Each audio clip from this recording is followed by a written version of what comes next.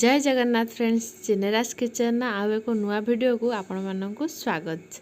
आज आपण मैंने वीडियो आरंभ प्रथम चुंगुड़ी देखिकी जानी सारे कि आज चुंगुड़ी उपर ही किसी गोटे चटपटा आइटम बनवाक जाऊँगी।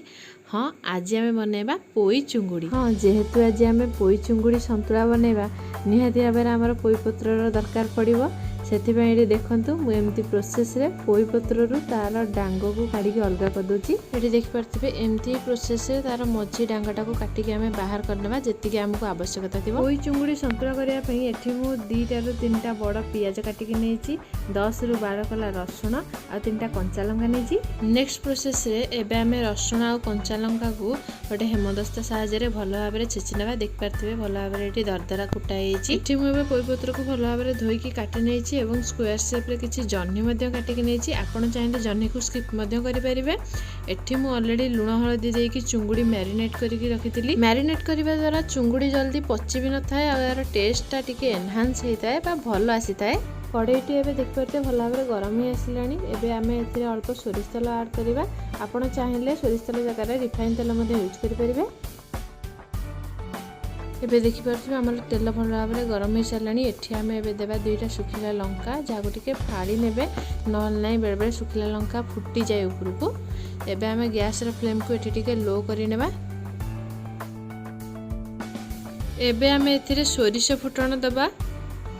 हाँ, आपण मानक एठी गोटे कथा कही रखी, सोरिष फुटण देला बेले केबे भी गैस फ्लेम को बेसी हाई रखिबेनी नले सोरिष कुहुली जाए। एबे सोरिष आमर हे आसिलानी। एबे आमे काटिकी रखिथिबा पियाज को एथिरे दे नबा। हाँ, एठी मु आपण मानक कही रखुची कि मु एठी हाफ केजी रे चुंगुड़ी नैची आ हाफ केजी रे चुंगुड़ी पई मु एठी 2 ରୁ 3टा बड़ पियाज काटिकी नैची।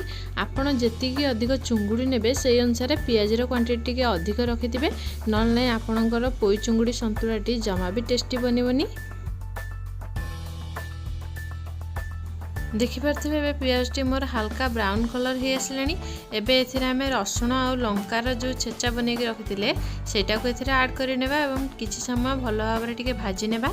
एठी एबे रसुण आ लंकार जो छेचाटा आमे देथिले सेटा भी भल भाव में हो आसलानी।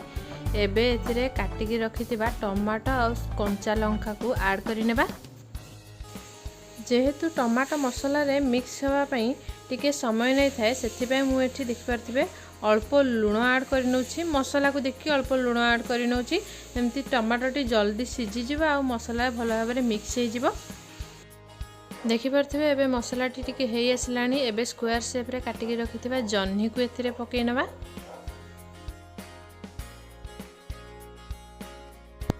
एबे मु सबु जह्नी को मसला रे पकै नेली। एबे टिके नाको भल भाव में मिक्स करि नबा। या परे एथिरे आमे काटिकी रखिथिबा पोई पत्र को भी ऐड कर देबा कारण सी भी टिके नाको सिझिबा पई समय लागिवो। ए देख पारते मु एथिरे काटिकी रखिथिबा पोई पत्र को भी एथिरे दे नेली। पोई पत्र पकै सारिबा परे याकु मु एबे टिके किछि समय भल भाव में भाजी नेबी जहा फल मसला सहित पोई पत्रटी मोर टिके नाको मिक्स हो जिवो। एबे मु एथिरे मैरिनेट करथिबा चुंगुड़ी को ऐड करि नेबी। आ हाँ, चुंगुड़ी को एमती भल भाव में चुपुड़ी की पकेबे काना से जो मैरिनेट करथिबा हळदी आ लुणर पानीटा देले सेथिरे टिके आइसणिया स्मेल हेई थाए। तेणु चुंगुड़ी की एमती भल भाव में चुपुड़ी नेबे सेतिरु।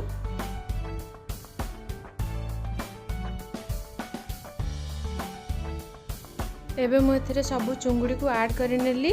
या परे आकु आमे चुंगुड़ी को मसला सहित भल भाव में मिक्स करि नेबा। आकु हाई फ्लेम रे किछि समय भाजीबा कारण भाजिला टाइम रे आपण माने लक्ष्य करथिबे बहुत टाइम रे चुंगुड़ी रु पानी बाहरी थाए।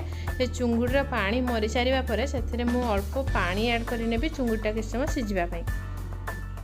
एबे देखि परथिबे चुंगुड़ी रु हल्का हल्का पानी बाहरी आसिलानी। एबे एथिरे मु अल्प लुण पकै नैची आ एथिरे मु एबे देबी 1.5 कप पानी जेतिकी मोर चुंगुड़ी सिझिबा पई रिक्वायरमेंट दरकार। तो आपण चाहिए आपण जेतिकी भी क्वांटिटी चुंगुड़ी नहीं थिबे सेही क्वांटिटी पानी से ऐड करेंगे कारण चुंगुड़ीटा जेहेतु बड़ अच्छी ताकू सिझिबा पई पानी टिके दरकार हबो।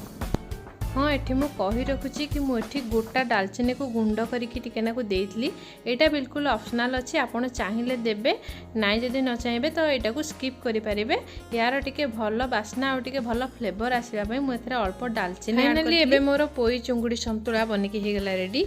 वीडियोटी आपण मानु केमति लागला कमेंट बॉक्स में निहाती कमेंट करिवे। भल लागिले गोटे लाइक एवं गोटे शेयर करिया पई जमा भी भूलिबेनी।